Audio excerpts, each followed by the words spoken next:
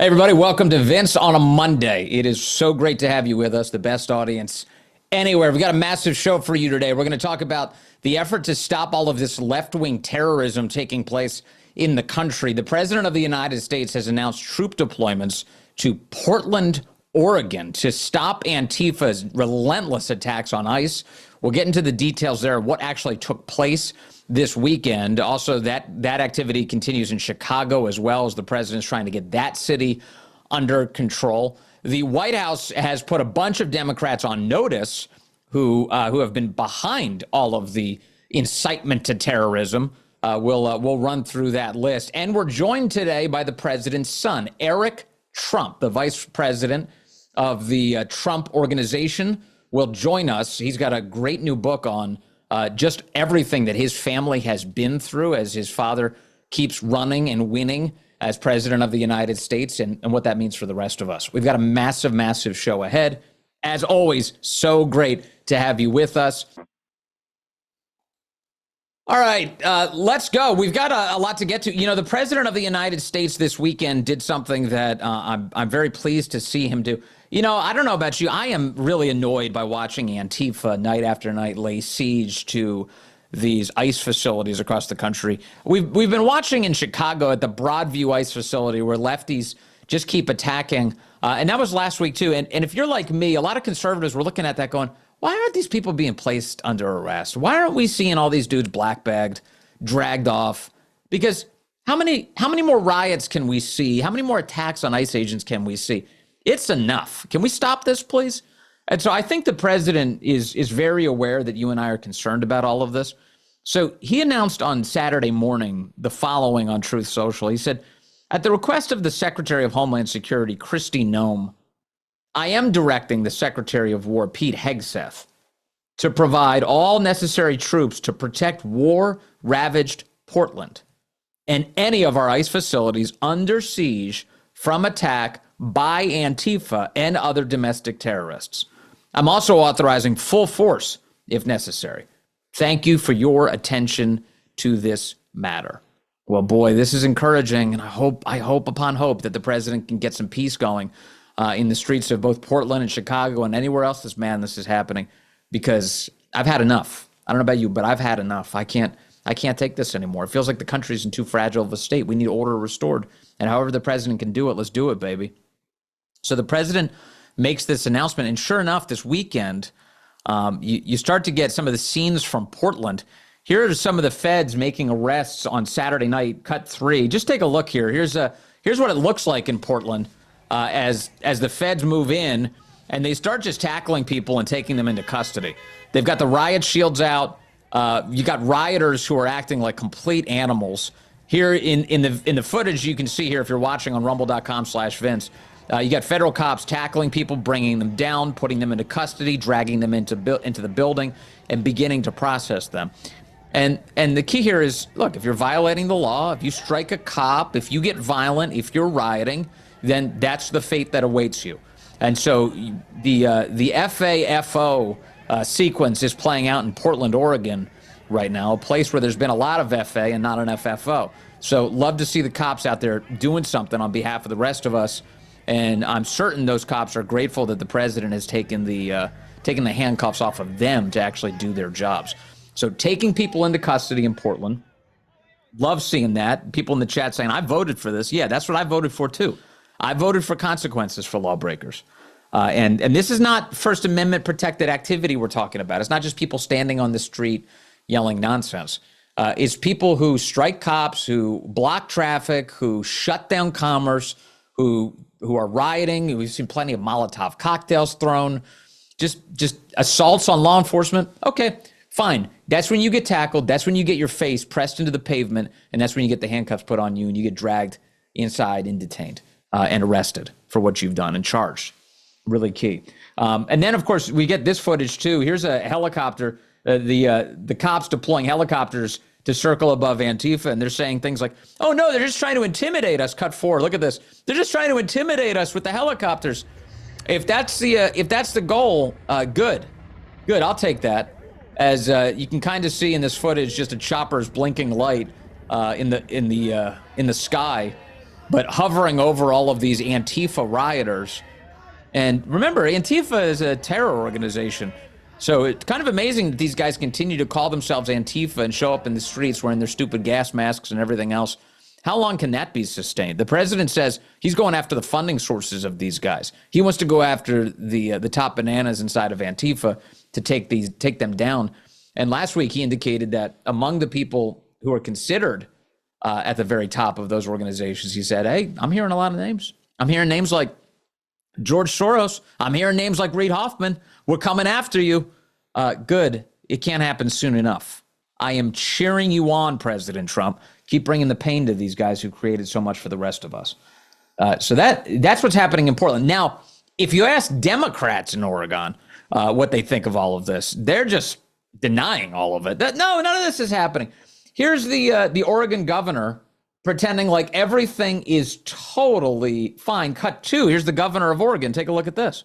Portland and the state of Oregon believe in the rule of law, and we can manage our own local public safety needs.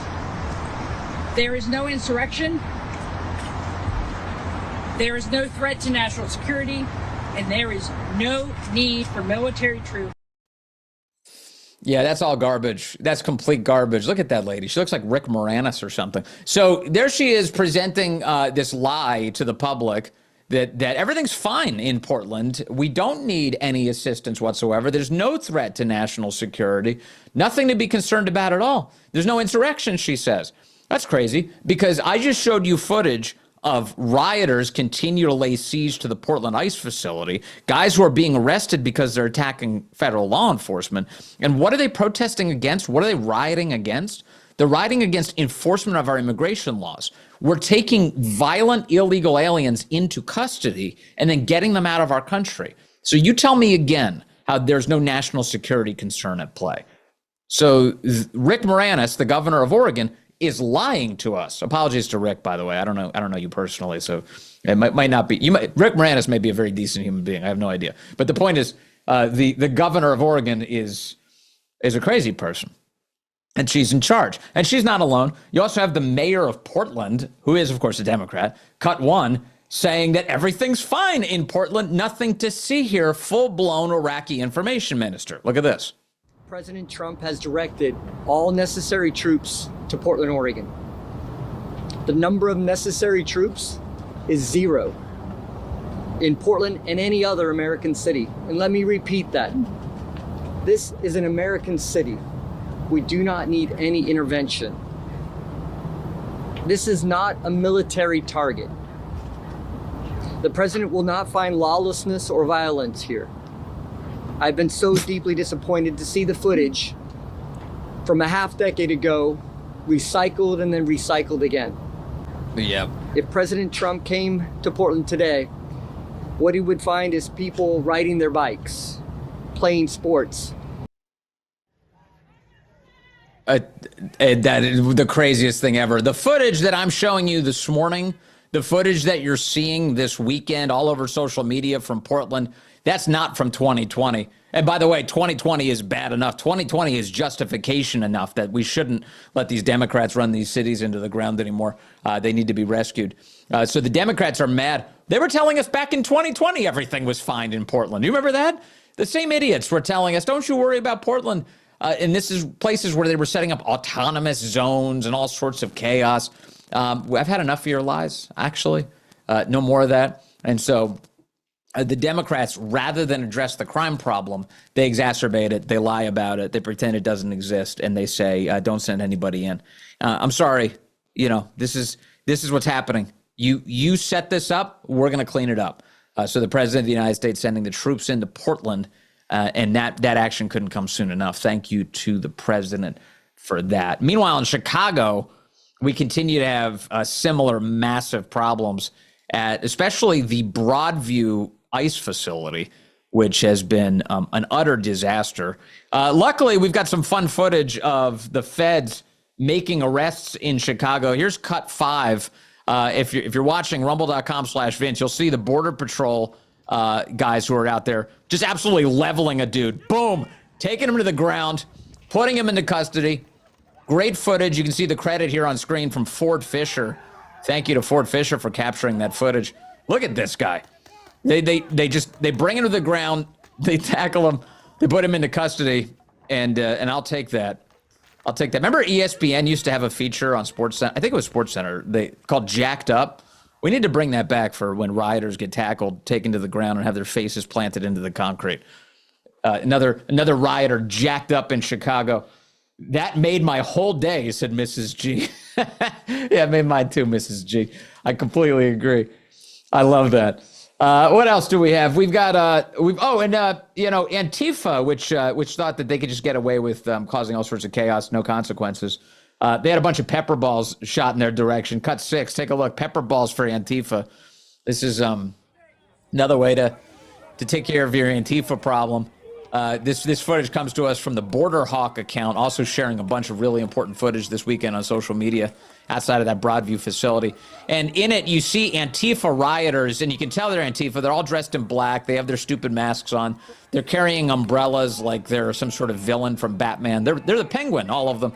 And they're running around, all these guys with weak arms and fat chicks, and they're being shot now with pepper balls and tear gas in order to clear out the riot. Luckily, that did have the effect that the authorities desired. They were able to get rid of all of these morons and to clear out the area this weekend. But that's what it's taking now, is this kind of riot control tactic to get rid of these people. But again, it's one thing to do riot control, but they just keep coming back. They're developing some sort of resistance to the tear gas and the pepper balls, given how frequently they've experienced that. We need mass arrests. You know, you want law. If you're gonna be lawless, then you need to be hit with law enforcement. That's the way this has to go. So, just so you know, that continues in Chicago. And the reason it got this bad in Chicago is, like in Portland, Oregon, the Democrat leaders there have made that environment crap. Brandon Johnson, the least popular BJ in America, this guy has 6% approval rating. He's so disliked that this weekend he was at a Congressional Black Caucus event. And listen to the reception that Brandon Johnson got at a Congressional Black Caucus event. They're booing Brandon Johnson. Look at this.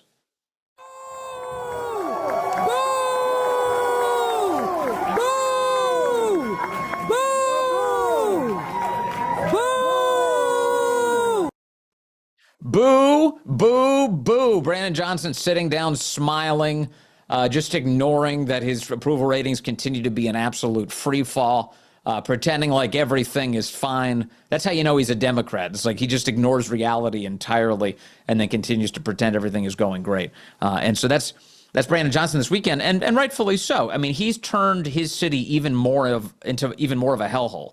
And he's denied the crime problems there. He's denied the homicide problems there. He couldn't care less about the well-being of the Windy City and the people who live there. And the president of the United States has made all sorts of generous offers to restore order to the city of Chicago. And if you were the mayor right now, if you were the mayor of Chicago, if you somehow ended up with that very difficult but important task, what would you do if the president of the United States extended his hand in friendship and he said, hey, I've got a solution for you. I can send in the National Guard. We can restore order to the streets. Would you take my assistance here? The answer to that would be a resounding yes. I mean, if you cared about the city of Chicago, and I think, by the way, like the entire chat here cares more about that city than the actual mayor of that city right now. And if you care more about it, you would bring everybody in. You'd bring in all the backup. You'd take the president's help. You would definitely restore order to the city. And then, you know what would happen? Voters would reward you for your excellent decision-making about collaborating with the president. You know, that's the funny thing here. It's like the idea that this is somehow driven purely by politics only, which is like, oh, well, if we help Trump, then this will hurt Democrats. No, you idiots.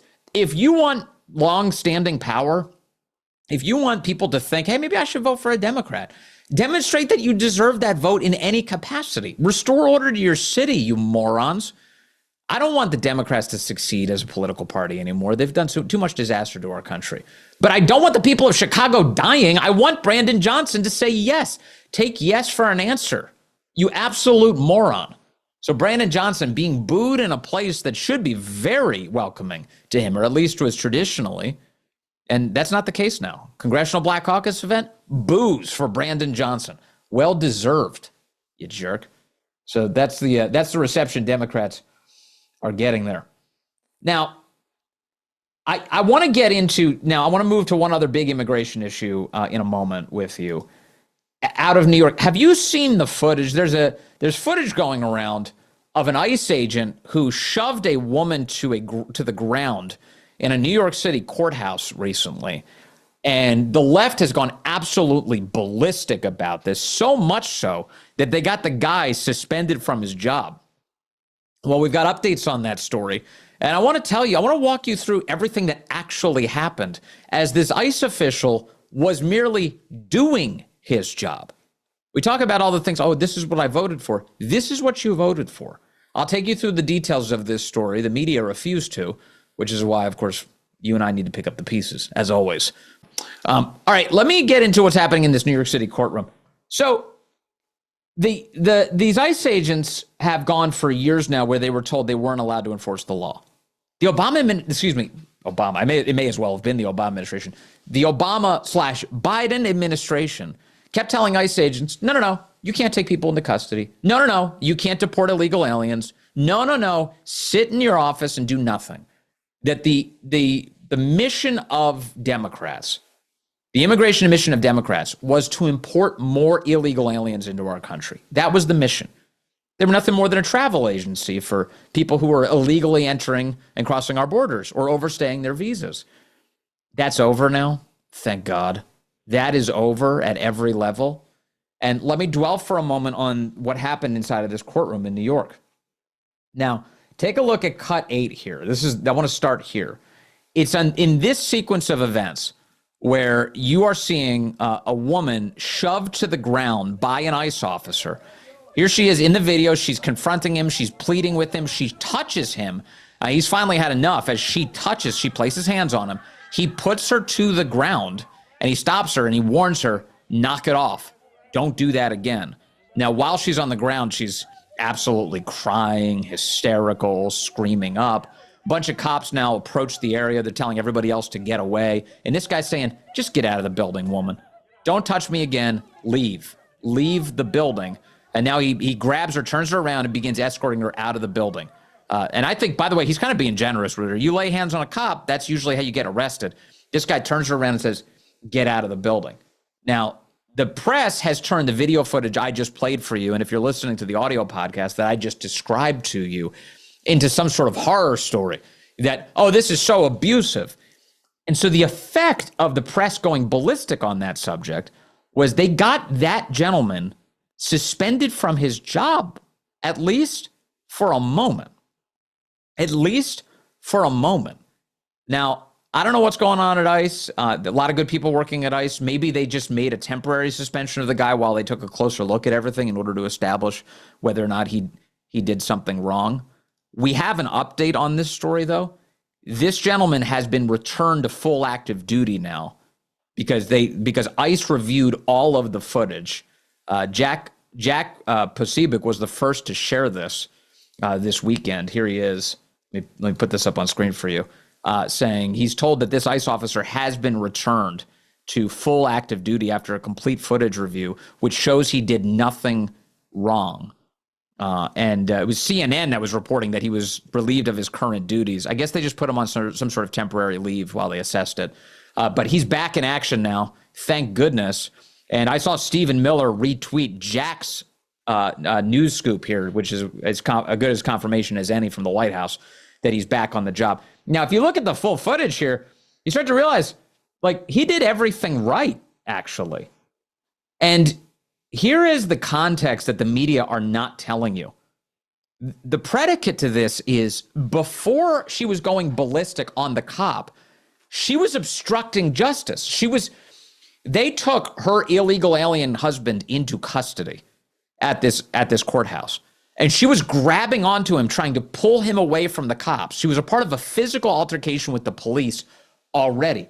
Take a look at this, cut 10. This is just moments before the viral footage. Here's the behavior that she was demonstrating before she shoved that police officer.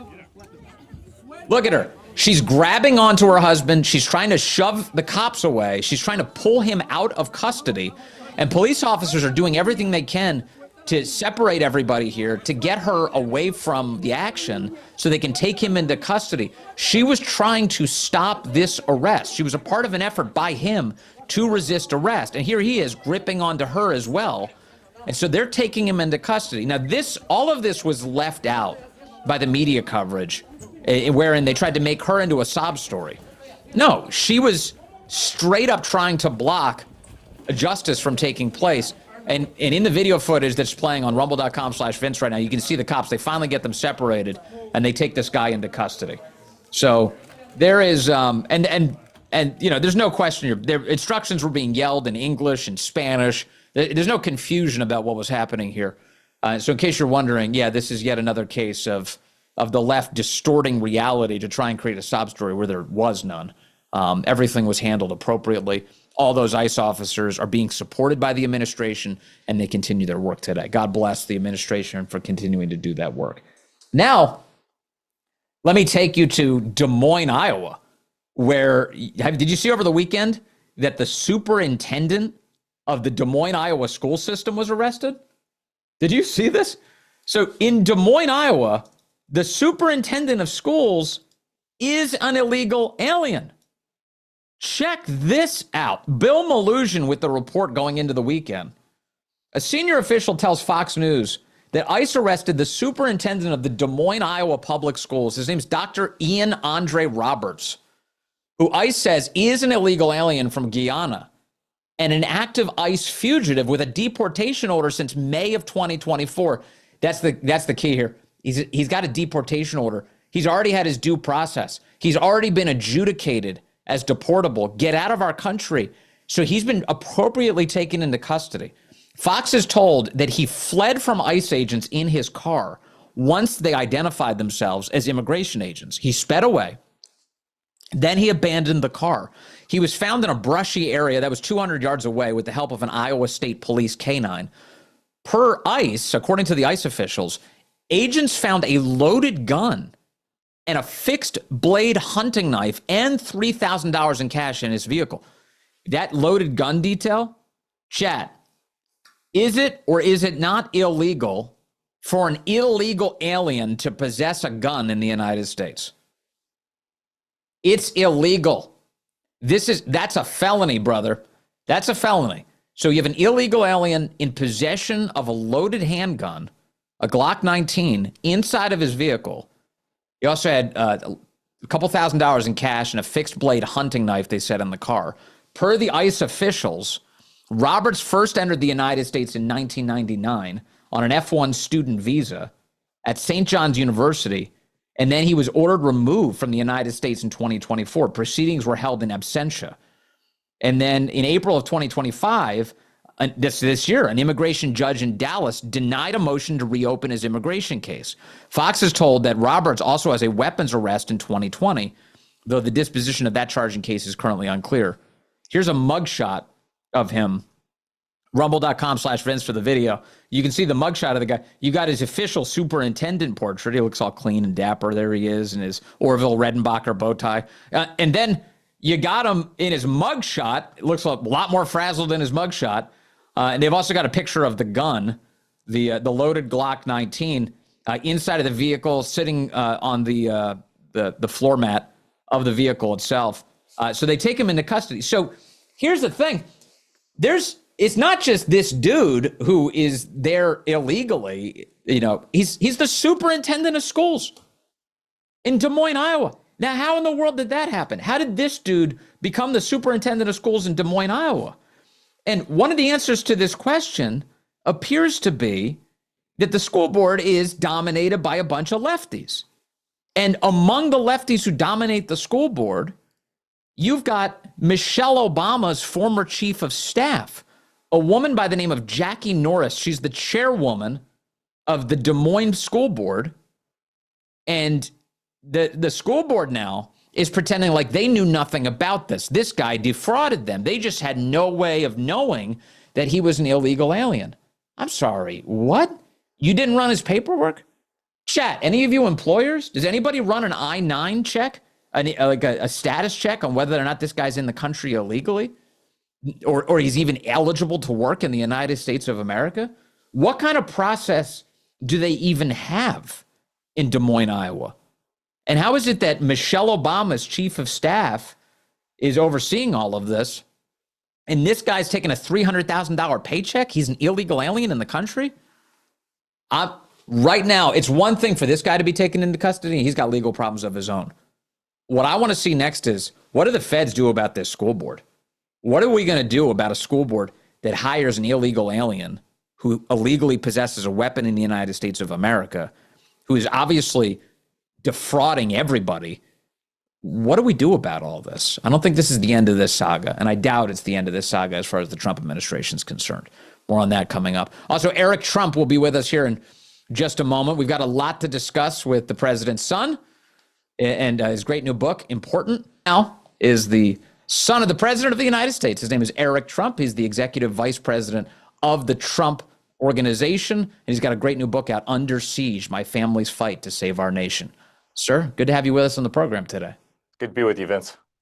The title of your book, the subject of your book, I feel like we're all kind of obsessed with this. It is amazing that your family has continued to stay in this fight. Tell me about kind of what you capture in this book, Under Siege.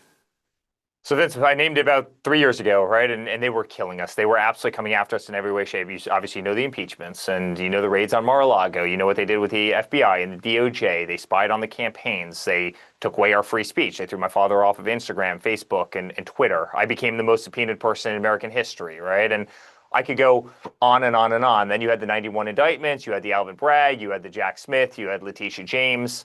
You know, they tried to pull my father off the ballot in Maine. They tried to pull him off the ballot, you know, in Colorado, right? They laughed at him. They tried to silence his voice. We had to create Truth Social, literally, because we didn't have any other way to communicate, you know. And I named the book after this, right? They debanked us every single day. The biggest banks in the country were shutting down all our bank accounts. They were trying to take our name off the top of buildings. And so I came up with the name Under Siege, because that's what I was. Anything that wasn't in Washington, D.C., I was handling. And then all of a sudden, they tried to kill my father, right? And I said it on Hannity a couple weeks before it happened. I go, you know, I said this, Vince, and I took a lot of, you know, heat for it. But I said it would only make sense that they try and do the next thing, which is inflict, you know, physical harm. And sure enough, they tried to kill him in Butler, and they tried to kill him at the golf course. And then you saw what they did to all of our friend Charlie, you know, 2 weeks ago. And that's what they've done to this movement. They put it under siege. They put our family under siege. They put my father under siege. You know, they put every Republican, every conservative under siege. And it's, you know, kind of the behind the scenes story of all of that.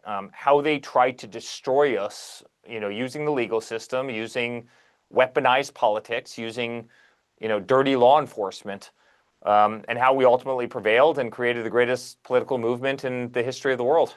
Can I ask, how is your father capable of enduring all of this? So one of the things I've noticed about your dad is that he has the most unusual ability to survive the most vicious attacks I've ever seen out of any human being, actually.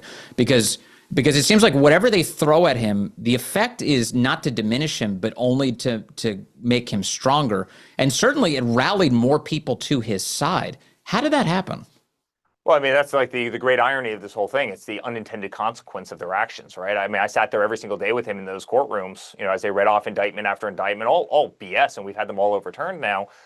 But the guy was an absolute animal, and we'd go from there and we'd go to a fundraiser, and he'd use the microphone on, you know, when he could. A lot of times he couldn't, so I'd be out on the courthouse steps speaking because he had every gag order put on him that you could possibly imagine. But you know, listen, first of all, my father, I think that, you know, the harder people hit him, the harder he hits back. That's always been a quality. You see that every single day as he kind of goes on the counteroffensive. He's always been a great counterpuncher.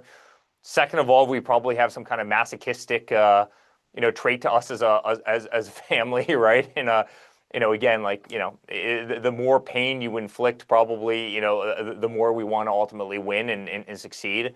Yeah. I think we're all stubborn as hell. I think he's stubborn as hell. And then kind of last but not least, I think we've all, you know, learn to compartmentalize it as a game. It's not a nice game. It's not a fun game. We know why they play this game. You do as well. Dan did as well. We all know the game that's being played. Like, no one has blinders to the game that's being played right now, right? And yeah. So when you can take the emotion out of it, when I got my 112th subpoena, I no longer felt it anymore. I just understood it was the game that the Democratic Party played, for their own purposes. And so when you can take emotion out of something, you can, kind of get through it a little bit easier. Was there ever a moment where it felt insurmountable? Like, was there ever a moment, especially in the intervening years between the two presidencies, where you personally looked at it and go, I don't know if he could actually get elected again? Everything the left has thrown at him, this seems pretty big. I remember coming out of the courthouse with my father. I talked about it in the book, and he looks at me. He goes, "Honey, I don't know how, but we're going to win." And I looked back at him and I said, "We either win or we're all going to be in jail." Like, that's the reality. We did not a damn thing wrong, right? I mean, you've seen every single one of these cases that they threw against him and me and all of us, right, disappear. They're all gone. We just beat Letitia James. She threw a $560 million verdict using crooked judge. And the appellate courts overturned it, saying that it was absolutely. But had we not won, they would have figured out a way to throw us in jail. There's just no question about it. And so, yeah, it was dark. I was sitting there when they read off the 34 felony counts in the New York case, and my father turned around. I was the first person he saw. He shook my hand. We walked out. We went right to a fundraiser. He just never stopped. He never gave in. He never apologized. He never ever stopped. And it's a law of unintended consequences. Every single day that Americans saw him in that courthouse, they go, this thing's a sham, and they ended up moving out to the polls in record numbers, right? We won every swing state. We won the popular vote. Every state in the country tacked further to the right. We won 11 counties in California that had never been won by a Republican before. We won Miami-Dade by 11%. I mean, Miami-Dade hasn't gone, Republican in 37 years, and we won by 11%. And so, whatever they did clearly did not work, as you know better than anybody. So, Eric, I talked to your brother earlier this year about where he was when he found out that your father was shot in Butler last year. He described that he was on the water with his daughter, and they came racing back in order to sort of get their bearings and figure out what was going on with your dad. Where were you when you found out about all of this? I had my two kids in my lap. I was in New York just for a weekend. My kids were there with me, and I was working on email. I was watching the rally. You'll remember, Vince, that was a lot of people were speculating that my father was going to announce the vice presidential pick, and that's why he was being live streamed to everybody. When the shots kind of rang out. And I've done a lot of competitive shooting in my life. It's something that I know very well. I mean, a guy shooting at 130 yards with a modern rifle with modern optics. It's like Tiger Woods missing a 6-inch putt. It just doesn't. It doesn't happen, and that was a scary moment. I'm saying there, remember he was wearing a dark suit. We didn't know if he got shot in the torso. You'd never be able to see the blood, obviously, because the suit was so dark. And that was a horrible moment. It was a horrible feeling. It was a horrible feeling for the entire country. And by the grace of God, he wasn't killed, as close as it came. And and then we saw obviously what just happened to Charlie. In the same kind of very graphic fashion. And these people are violent. They're insane. They spent the last 10 years calling us fascists, yet they're the ones dressing up in all black, crawling onto roofs with sniper rifles and shooting people as they're out there exercising their First Amendment right. The least fascist thing you can imagine. It's hard to believe it's where we got to, but by the grace of God, he's alive. I can imagine you breathing some sigh of relief when you saw him stand up and chant "Fight, fight, fight" on that stage. Did you learn anything about your father that day? Because I saw that and I thought to myself, I already liked your dad, obviously. I've supported him through each election. But it was at that moment that I was like, that's a man. That response right there, that was the most masculine energy I've seen any presidential candidate ever put forward. And it was in a moment where, nobody's ready for that. And he just answered the call. What did you think of that?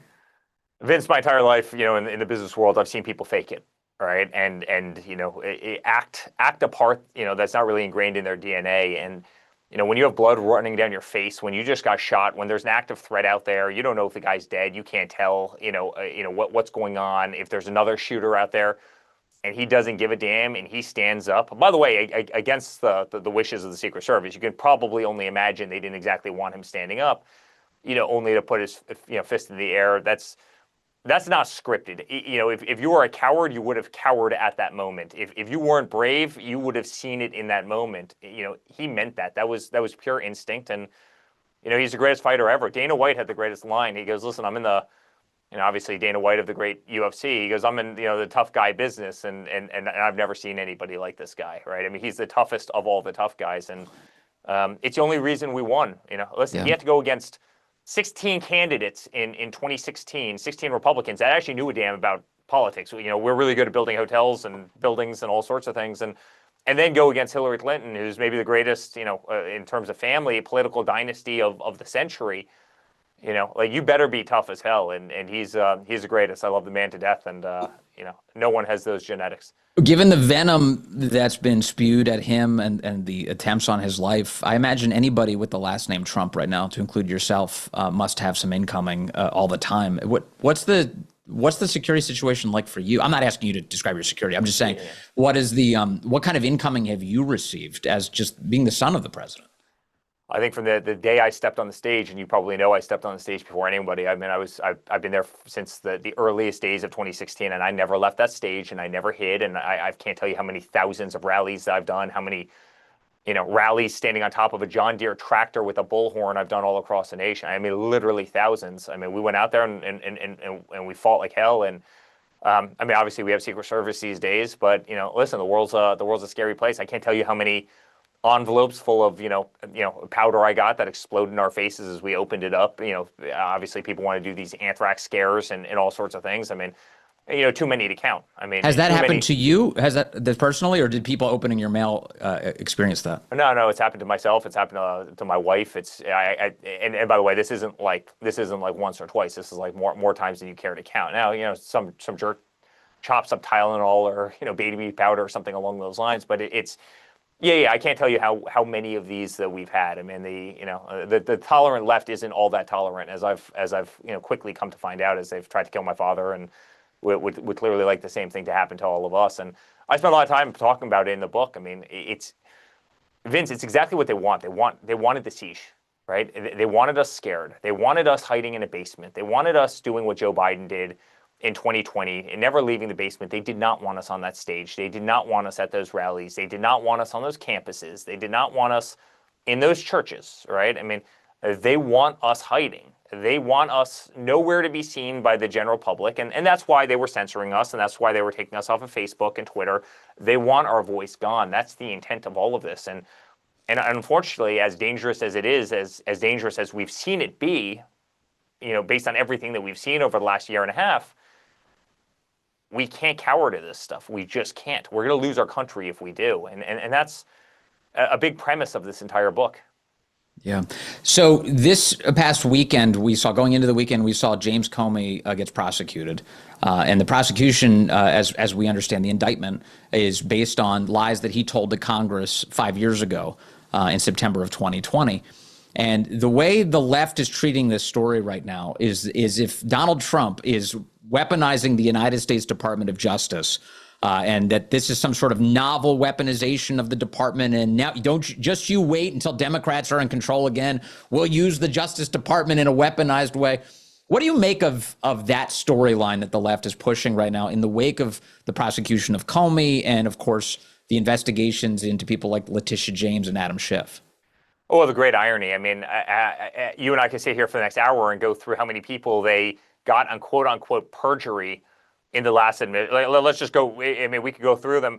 The great irony. I mean, the people who are weaponizing law enforcement. I mean, are these the same people that spied on my father's campaign? Are these the same people who made up dirty dossiers about my father? And I won't even say it because we're on a podcast, but the stories that were in the dossiers. I mean, are these the same people who raided his home, literally called me up and told me, hey, Eric, do me a favor, turn off all security cameras. I'm like, I'm not turning off the security cameras in Mar-a-Lago, because they didn't want to see Mar-a-Lago get ransacked by FBI agents. Are these the same people? I'm sorry, who told you to do that? The FBI. When they got to the property, when they got to Mar-a-Lago, I got a call saying the FBI immediately wants all security cameras turned off. And I said, I spent a lot of time talking about this in the book.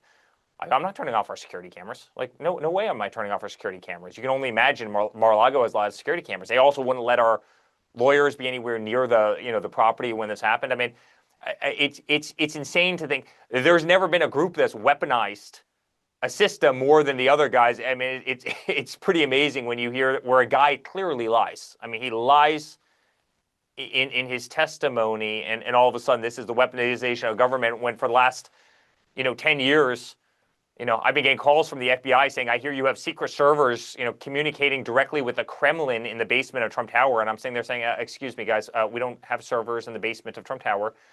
Basements flood. You don't put servers in basements. Second of all, we're like a largely cloud-based computing company. So like, you don't really have servers to begin with. But like, I don't want to hear it. I don't want to hear it. They are the most dishonest. They are I mean, look at all these stories about them coming out and literally spying on people who had search words in Google for the Bible, MAGA.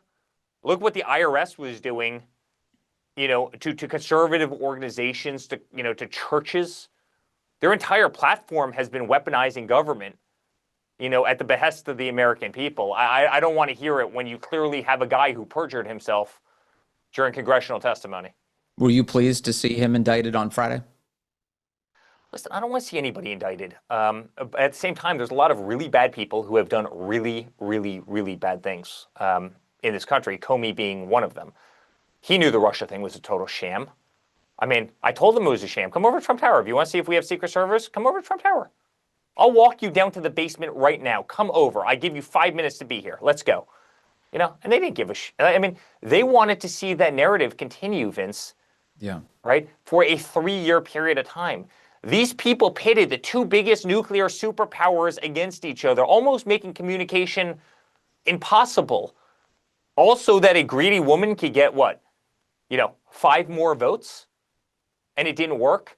All while talking about it in email saying, this could be our October surprise. And they define October surprise as something that they pop on you so late that it does the damage, but they don't have enough time to disprove it. I mean, that's the dirtiness of politics. Yes. They spied on the campaign, right? They raided my father's home. They indicted him twice. They pulled him off of balance. They silenced his voice. They sent me 112 subpoenas when I've never gotten so much as a parking ticket. And the reason they did that is my father had executive branch protection, so you couldn't subpoena him. But guess who you could subpoena? The guy that ran the Trump organization, which was his entire legacy, which was our wealth, our voice, our assets, our company, right? We probably spent $400 million on legal fees, meaning personal legal fees, defending ourselves from all of this. And then it comes with great irony when I see these talking heads saying, he's weaponizing government when you clearly have somebody on camera who blatantly lied. And one other thing, not to be long-winded, what the hell was Comey doing as FBI director? Leaking files to the New York Times. Like, why does everybody forget that? Like, does anybody think that's appropriate conduct? You know what I want my FBI director to do? Like, make sure terrorists don't crash planes into buildings. Like, make sure that our streets are safe. Not leak files, adversarial to another political party to the New York Times. Yeah. I think we should all be questioning his motives as well if that was his job responsibility. Are you happy that Kash Patel and Dan Bongino are now running that agency? So I think you know how much I love Kash, and you probably know how much I love Bongino. Bongino has been a friend of mine for a very, very long time, and Kash has as well. And here's what I can tell you. These guys are unbelievable Americans. They're straight as hell. They love this nation. They love the flag. They will not allow our nation to be hurt. They will not allow our flag to be desecrated. They're God-fearing people, and that's a beautiful thing. I've never had more faith in an agency. And by the way, if there's one thing that we learned about law enforcement coming out of Charlie Kirk's, I mean, what was it, 32 hours and 6 minutes, that they had the guy in custody. They did a hell of a job versus the usual, top floors of the FBI who, under the last administration, weren't locking up anybody. Crime was going the exact opposite. They weren't getting the top 100 fugitives in this country. They found very few of them. And you know what they were doing? They were spying on my father's campaign. They were weaponizing the DOJ to go after Donald J. Trump, and they were raiding his home. I don't see Kash doing that, and I certainly don't see Dan doing that. And I think they're taking their jobs incredibly seriously because they're great Americans. Yeah, and this is why I'm convinced. I'm knowing Dan as I do. This is why I'm convinced as to why he's been staying there. There was reported some drama or something between him and the Justice Department earlier this year. Whatever. I mean, however any of that's true or not. But the reality is, like your father in a way, he's made some personal sacrifices in his own life in order to do this job, and by doing that, The only reason he's there is because he believes in the mission. That's it. It's as simple as that. And so when I see the indictment of Comey this past week, it's a clear sign that that's the kind of thing he's sticking around for. He meant it when he said he's going in for accountability, and sure enough, they're producing it. Yeah, I find it ironic that literally they get every Republican on perjury over the last 10 years or perjury. Yeah. Right. I'll put that in quotes. But then one of their guys actually lies. But you're right. I mean, listen, Dan Bongino did very well. His show was incredibly successful. He had an unbelievable career. He had every opportunity. Believe me, he did not go into the FBI for financial gain. That much I can tell you as a guy who knows Dan very well. And right. And my father didn't either. Everybody talks about Trump's are quote unquote profiting off of government. That's one of the big sound bites of the left. Tell me that after I've spent $400 million on legal fees. Yeah. Tell me that after we self-funded an entire campaign, because we had no donors because no one believed in us. Tell that to my father who donates his salary every quarter to a charity of his choice, right? That's pertinent to the U.S. and then gets paid, has to pay taxes on the money he otherwise donated because it's effectively phantom income, right?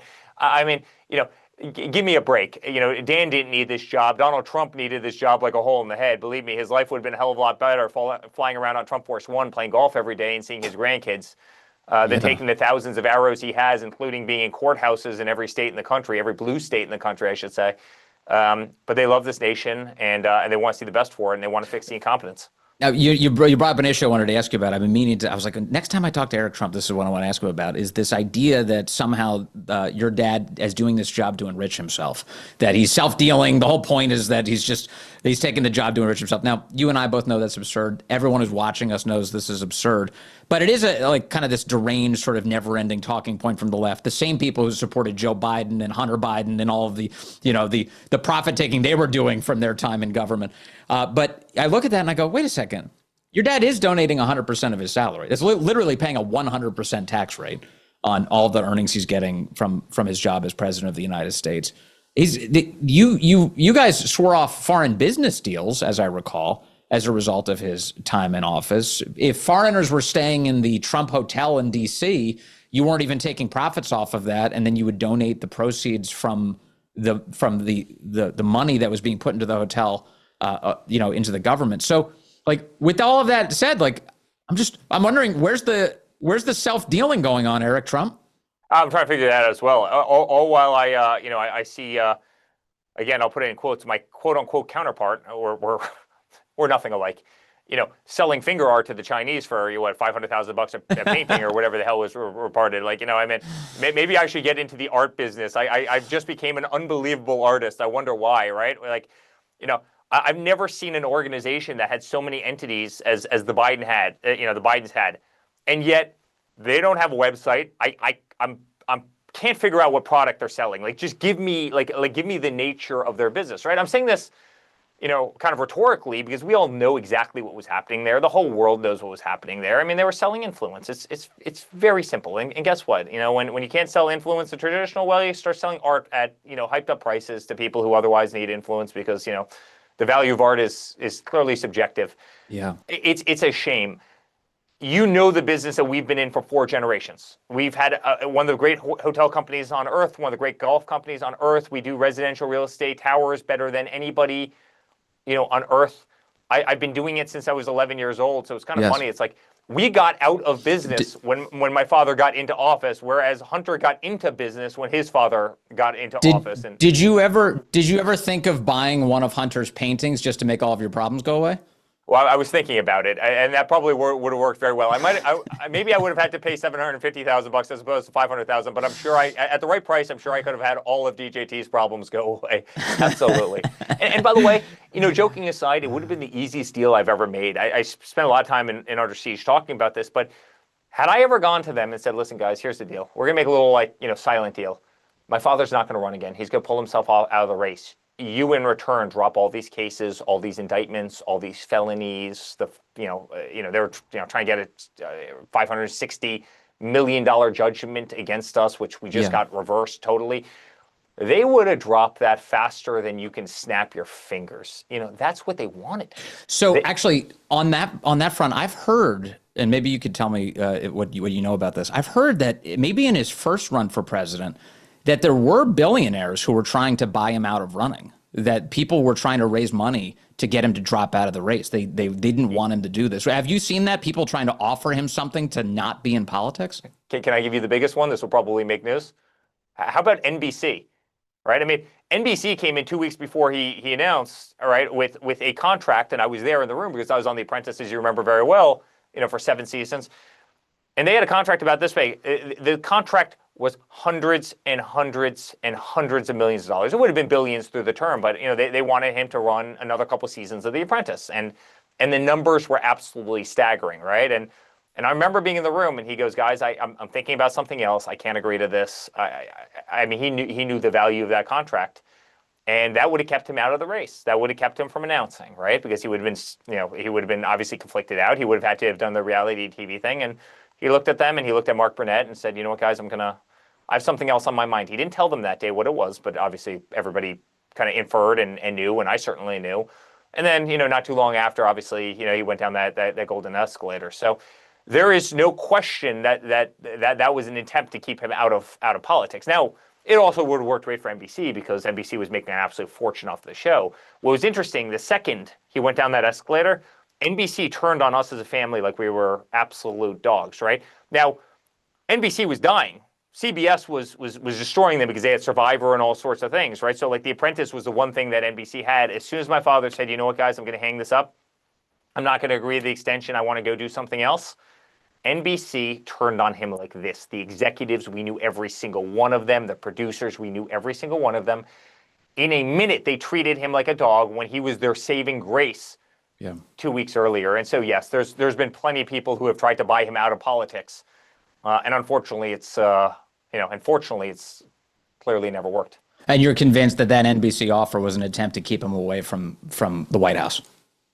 I think the NBC offer was an attempt to keep him away. I mean, listen, he still had the #1 reality TV show. I think there was obviously massive commercial benefits for it, but I think the side intent of that was clearly to keep him away. And listen, all the indictments and all the nonsense and all the ways that they put him under siege were a way to make his life so damn uncomfortable and our family's life so damn uncomfortable and costly and time consuming and not fun that they thought he was just going to kind of fold up the towel and throw it in. And honestly, they underestimated who Donald Trump is and his conviction. And frankly, all of us as a family who went out there and fought our asses off every single day. And you still are. The book is Under Siege. The author is Eric Trump. He's the son of the president, as you know. And I'm so grateful for your time today, Eric. Good to talk to you, sir. Thanks so much, Vince. There he is, Eric Trump. As always, so nice to talk to these guys, get a firsthand experience of what it's like to be in that orbit, to have to deal with all of that garbage, and thank God they're doing it on behalf of the rest of us. All right, so great conversation with Eric. Our thanks to him.